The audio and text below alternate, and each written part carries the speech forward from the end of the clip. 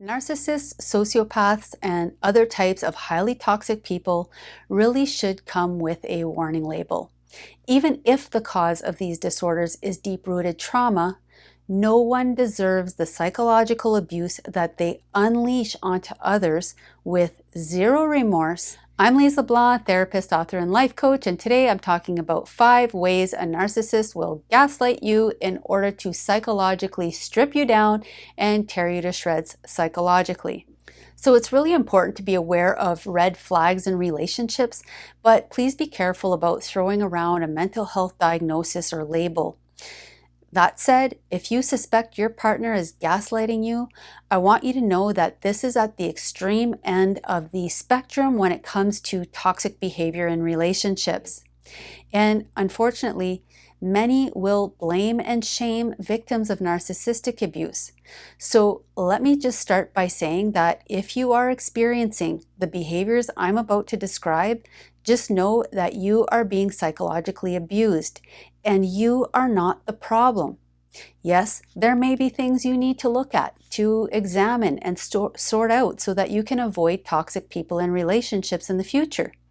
But you are not to blame for psychological abuse and you do not deserve it. No one does. If you like this video, please subscribe and hit the notification bell. So first, let's talk about what exactly is gaslighting and why is it so harmful. By definition, gaslighting is the manipulation by psychological means to the point of making someone question their own sanity. So just to be clear, gaslighting is deliberate. It is an intentional manipulation that is meant to cause the victim to question their sense of reality.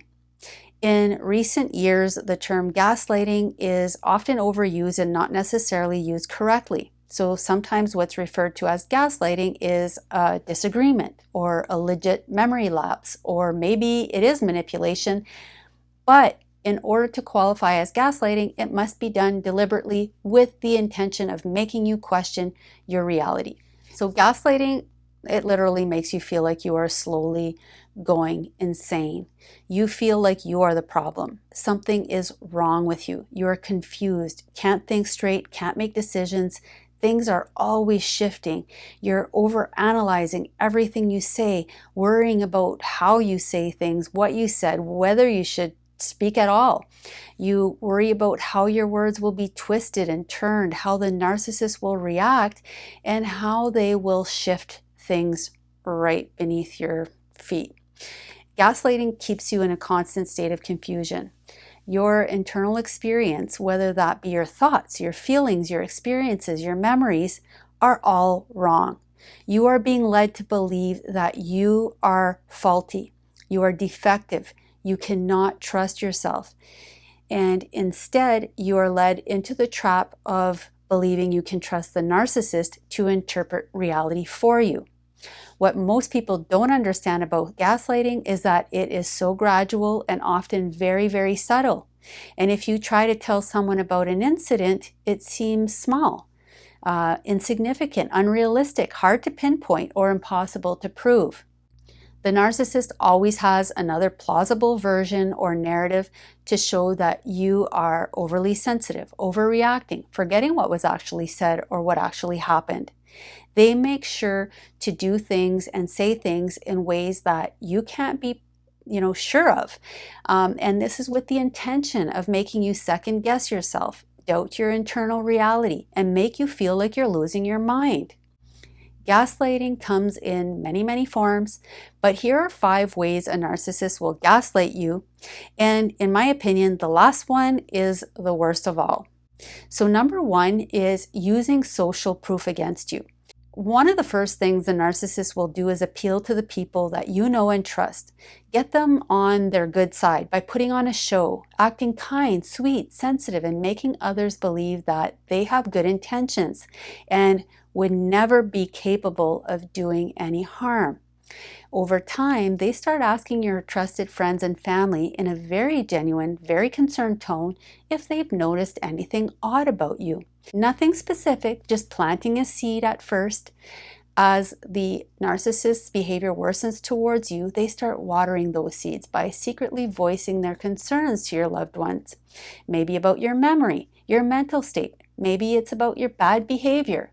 And they will try to get anyone you might be inclined to rely on for support, and they will taint their opinion of you while painting themselves in a very good light. So when you go to your support system for help, they will already be concerned about you.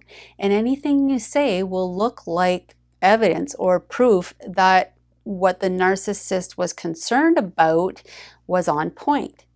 So then your friends and family, with no ill intent, may then try to convince you that you are the one who needs help.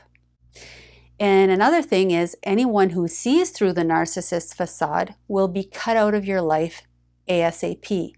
They will take whatever measures necessary to isolate you from those people.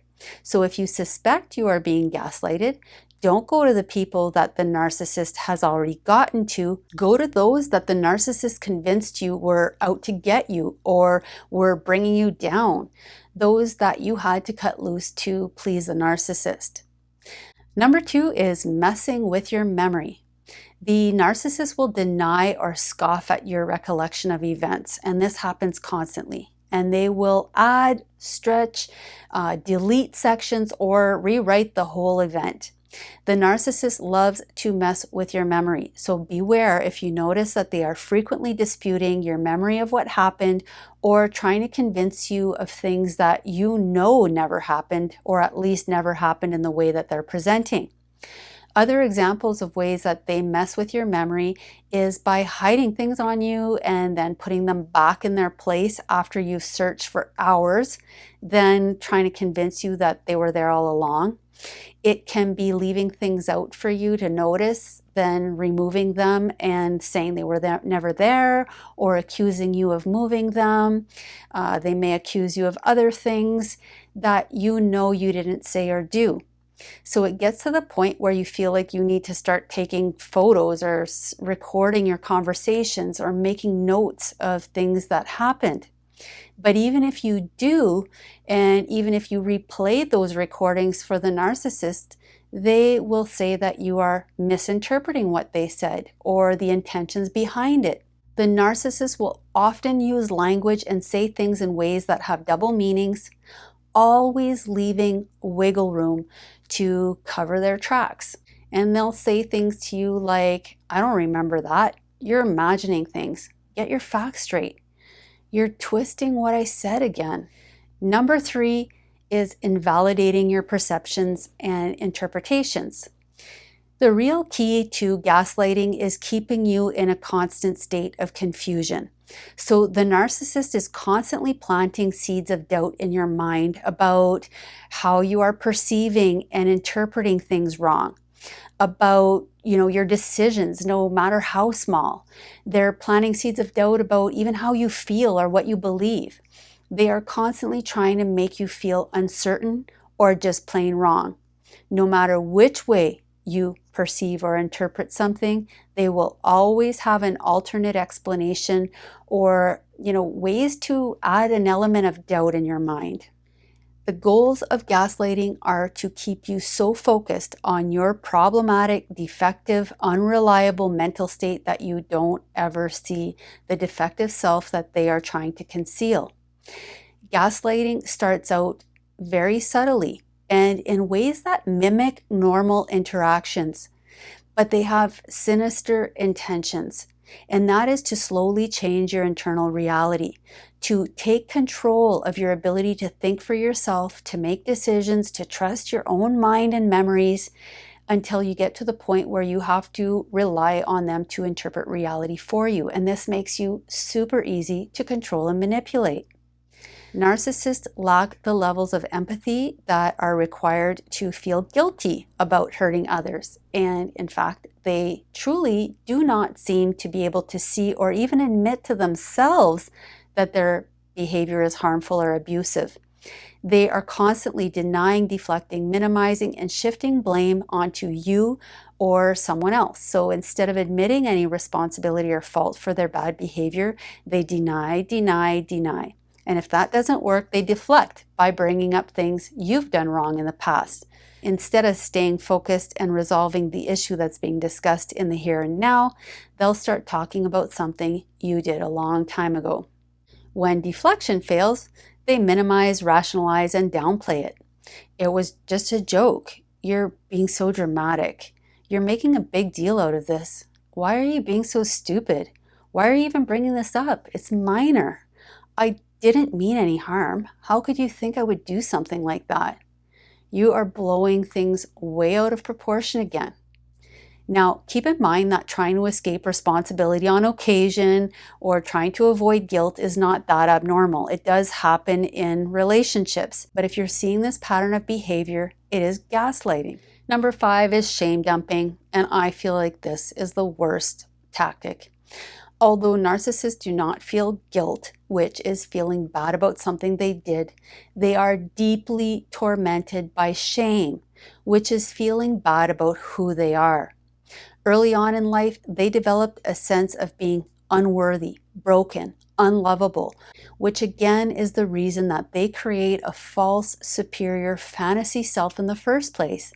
They not only need constant praise, attention, validation to support the survival of this false sense of self, but they also need a place to dump all of that shame. To the narcissist, externalizing the shame is as important to their emotional survival as oxygen is for their physical survival. So they project and externalize their shame and self-loathing onto you and other people that are closest to them. And they condition you to carry their shame by making you believe that you are broken, flawed, unfixable, unlovable, and that you are the problem. And they do this by getting you to confide those things you feel shameful about. They get you to share your deepest, darkest secrets, whatever makes you feel insecure, defective, unworthy, and then they subtly amplify and leverage your existing shame while planting extra seeds of shame for insurance, suggesting things you should feel ashamed of, or getting you to do things that are incongruent with your values to prove your loyalty to them, and then using that against you by installing these additional backup shame buttons for even more insurance and more leverage. The reason this is so psychologically damaging is that shame is a very powerful negative emotion, one that makes us feel terrible.